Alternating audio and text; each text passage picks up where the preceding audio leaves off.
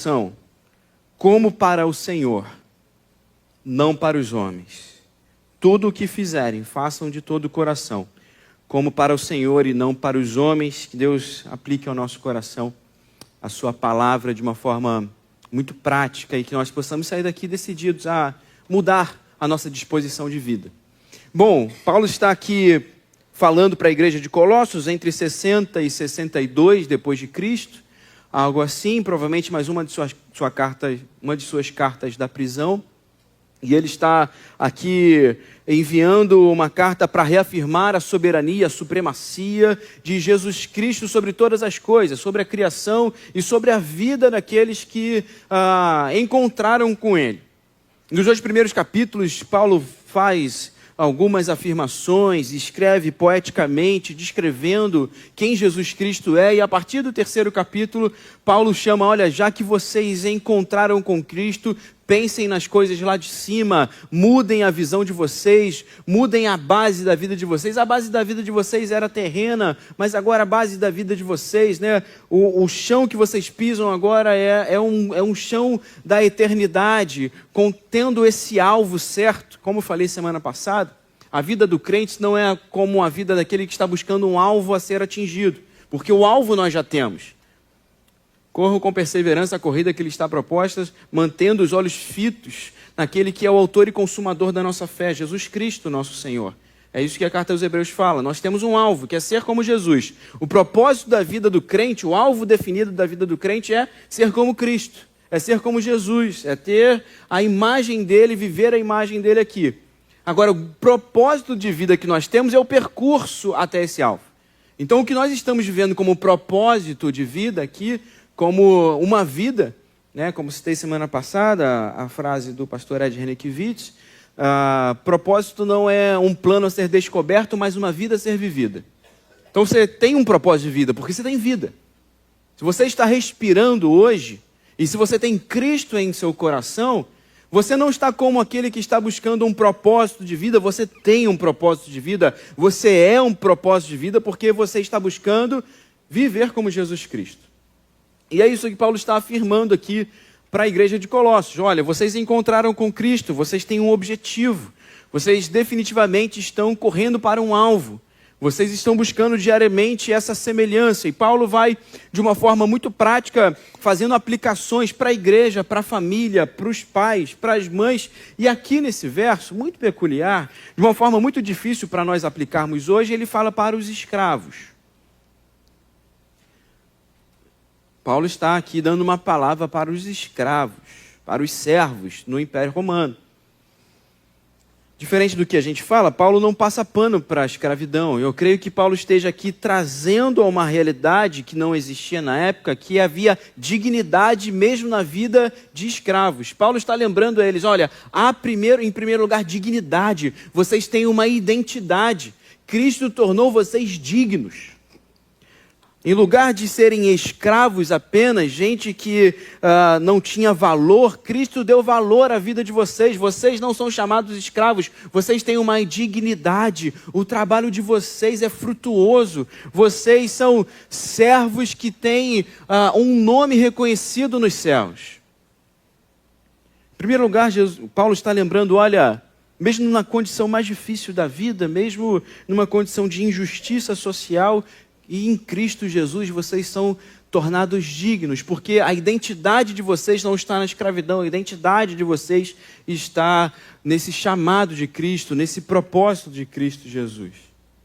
Por isso ele fala, olha, vocês, escravos, façam como para o Senhor, façam em dignidade, não façam como escravos, mesmo que os homens assim os tratem, vocês não são.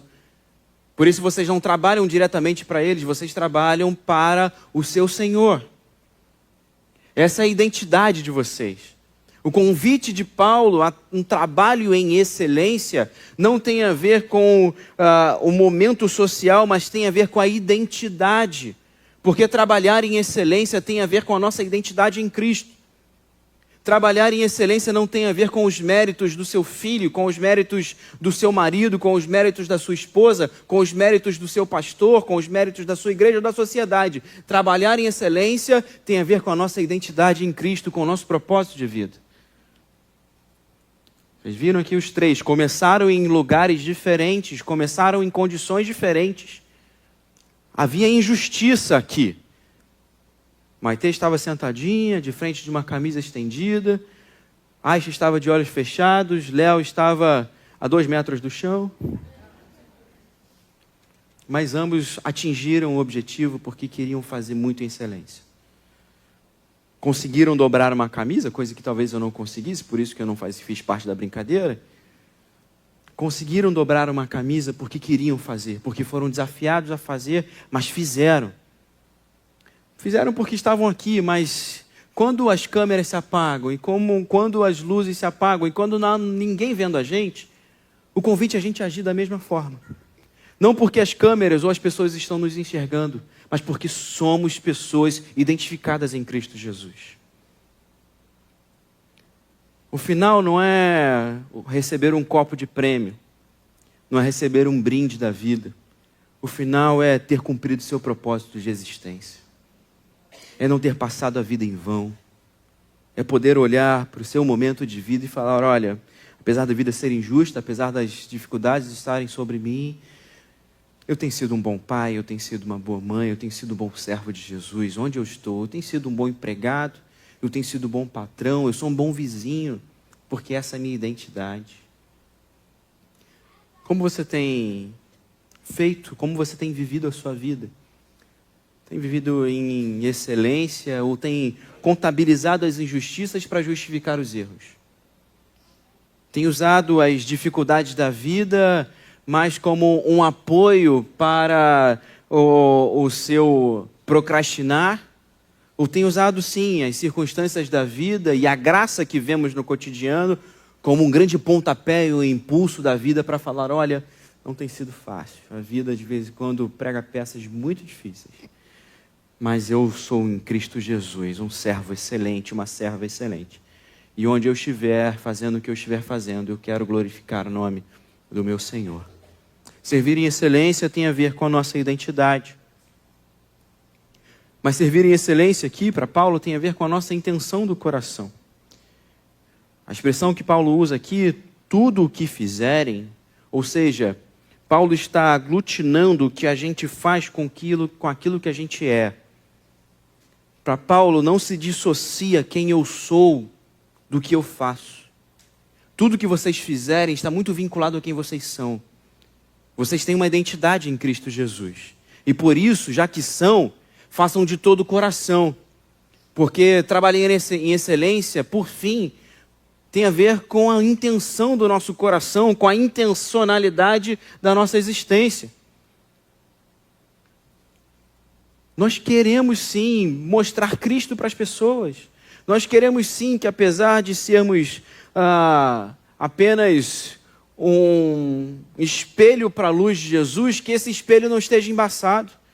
Nós queremos sim que com o nosso caminhar e com a simplicidade do nosso ser, com o jeito que tratamos as pessoas, com a forma que as palavras saem da nossa boca, com a maneira que nós olhamos para as pessoas e elas vejam que há sim essa luz e esse sal em nós. Porque essa identidade no final transforma a intenção do nosso coração. E é por isso que ele fala, olha, de todo o coração. Tudo que vocês fizerem de todo o coração, olha, que dificuldade pedir para que pessoas que estão em injustiça social trabalhem de todo o coração. Como Paulo está indo profundo no enraizamento do Evangelho. Como Paulo está levando a fundo essa compreensão de que somos amados por Jesus e isso satisfaz a nossa vida apesar das dificuldades que vivemos. Como esse trecho tão pequeno e essa fala que às vezes a gente fala, nossa, o que Paulo fala para os maridos, né? Ama a igreja, ama a sua esposa como Jesus ama a igreja, mas ele está aqui para a igreja de Colossos falando para pessoas em injustiça, falando, olha, de todo o coração trabalhem. Meu Deus, como o evangelho vai fundo na nossa vida. E como muda essa intenção, olha, você tem raiva do seu chefe, você tem raiva do seu vizinho, você tem raiva do seu marido, você tem raiva do seu filho, da sua esposa. E por isso você rebate a vida e você devolve violência. E assim como a vida às vezes dói na gente, a gente quer que o outro sofra as dores que nós sintamos. E Paulo está dizendo, olha, o evangelho muda isso completamente. A vida está te ferindo, as pessoas estão te ferindo. O ambiente de trabalho é difícil, o ambiente da casa não está legal. Olha, de todo o coração. Que haja uma intencionalidade no seu coração. Que haja uma mudança de 360 graus na sua vida. E que você mude o rumo. E que a intenção do seu coração seja trabalhar em excelência. E que a palavra branda, como diz o provérbio, alivia a ira. Que ao invés de você devolver a ira, a raiva, o rancor, a violência, em nome de Jesus você tenha capacidade, você tenha unção de Deus para mostrar outras coisas para onde você estiver. Trabalhar em excelência tem a ver com intenção do coração, com intencionalidade de propósito de vida. Eu sei que existem circunstâncias da vida que são muito difíceis.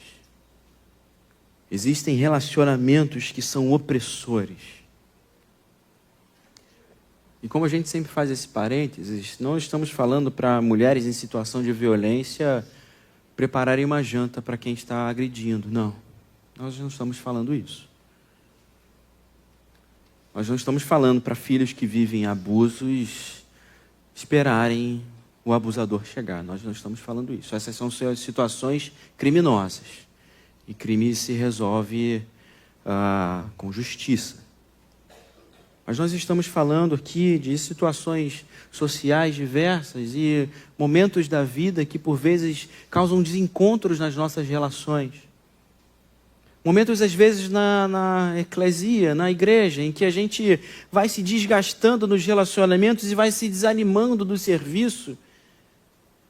O convite de Paulo é esse: olha, façam com todo o coração. Você não está vendo os movimentos que esperava, você recebeu decepções nas relações eclesiásticas. Olha, mas a intenção do seu coração é continuar trabalhando em excelência por quem você é em Cristo Jesus.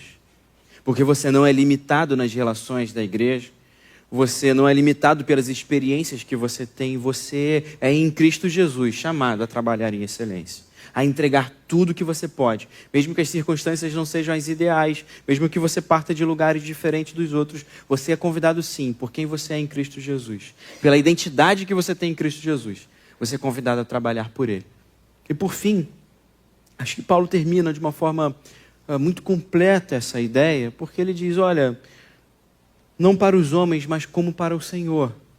Sabendo que, por fim, o efeito de uma vida que tem propósito é dar testemunho de Jesus.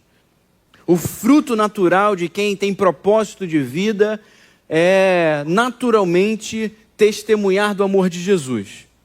Quem trabalhou na live com Jesus aí, colocando balinha dentro do saquinho, quem colocou os envelopes no correio, quem levou as crianças de um lado para o outro aqui na igreja, fez isso com amor danado e de alguma forma isso faz parte desse testemunho vivo que foi a live com Jesus. Assim como quando você acorda de manhã e dá bom dia para o seu vizinho, cumprimenta um porteiro, chega no trabalho e dá uma boa palavra, está ali disposto às relações. Assim como você chega em casa depois do trabalho cansado e lá o seu filho adolescente, muito calmo, arrumou o quarto, fez a comida para você, ou não, você tem disposição de relação, porque no final, o que você quer como mãe, o que você quer como pai, o que você quer como filho, é testemunhar do amor de Jesus. É que na sua casa, se todos estiverem tão preocupados em testemunhar de Jesus, eu sei que no final há um benefício comum. Se todos estiverem mais preocupados em fazer a sua parte, de entendendo a sua identidade em Cristo Jesus, entendendo que essa identidade renova as intenções do nosso coração, e por isso, com essas intenções renovadas, naturalmente, nós testemunhamos Jesus, porque sabemos que fazemos para Ele e não para os homens. Aí sim a gente vai vendo a coisa sendo transformada para a glória de Deus e para benefício de todos. É isso que a live com Jesus me ensina, e é isso que Paulo está ensinando para a igreja de Colossos, e acredito que seja esse o chamado para a sua vida e para a minha vida, em casa, no trabalho, na escola, na faculdade, de férias, na igreja, onde nós estivermos. Que nessa noite, assim como Esses personagens que passaram aqui nos monólogos tiveram a vida transformada porque, em primeiro lugar e de forma muito concisa, tiveram a sua identidade renovadas em Cristo Jesus. Olha, Paulo fala que é o pior dos pecadores, o último dos apóstolos. A mulher samaritana se sente impura porque, na verdade, os homens não assumiam os relacionamentos com ela. Ela era uma usada pela sociedade machista da época. Pedro nega Jesus. João Batista é um esquisitão do deserto, que é apenas um primo que é chamado a anunciar sobre Jesus. Mas olha, todos esses, na sua simplicidade, comendo gafanhoto e mel de tâmaras, ou nas prisões de Paulo, eles glorificaram o nome do Senhor, porque sabiam da sua identidade, porque a intenção do coração deles era servir ao Senhor e não a homens. E o grande propósito de vida deles era testemunhar do amor de Jesus. Você pode se sentir menosprezada como mulher nas suas relações. Você pode se sentir alguém ignorante perante os sábios como homem. Pode se sentir menor por ser ainda um adolescente ou um jovem, quem tem muita coisa para aprender na vida. Pode se sentir sem forças por ser idoso e não ter mais o vigor de antes. Mas não se trata disso. Se trata sim da nossa identidade em Cristo Jesus. Se trata que esse Cristo que venceu a morte e habita em nosso coração, muda completamente o nosso coração, enche o nosso coração de vida e de propósito e nos chama a testemunhar do seu amor. Eu não sei o que tem te feito parar, eu não sei o que tem drenado a sua força, eu não sei o que tem feito você desistir ou desanimar, e talvez você esteja aqui recebendo uma camisa no chão ou de olhos vendados e fala assim: olha, é muito difícil, não vou nem dobrar não, vou deixar o armário bagunçado mesmo. Vai que um dia a vida dá certo para mim. Mas eu queria te convidar nessa noite, olha, retoma a tua vida, retoma a construção da tua história, retoma aí os seus planos em Cristo Jesus, retoma o seu desejo de viver para a glória de Jesus. Você talvez tenha tomado muita pancada aí, mas Ele está aqui para curar tuas feridas, Ele está aqui para renovar as suas forças. Você talvez tenha trabalhado muito e andado muito nessa igreja nesse final de semana. Você vai ter um tempo de descanso, mas eu queria te dizer que a live com Jesus não é o fim em si mesmo. A vida continua, o serviço continua, muita coisa para ser feito pelas crianças e por diversas pessoas. E por isso, tanto para a nossa equipe da live, quanto para toda a igreja, eu quero te convidar mais uma vez a consagrar a sua vida, consagrar o seu lar, falando: sim, Senhor, eu te servi na live, mas eu não quero parar por aqui, eu quero continuar. Sim, Senhor, eu estou aqui num momento muito difícil da minha vida, mas eu tenho uma identidade em Cristo Jesus e a intenção do meu coração é viver para o teu louvor e para a tua glória e testemunhar do teu amor. E eu sei que assim, decidido na tua presença, nada pode me parar.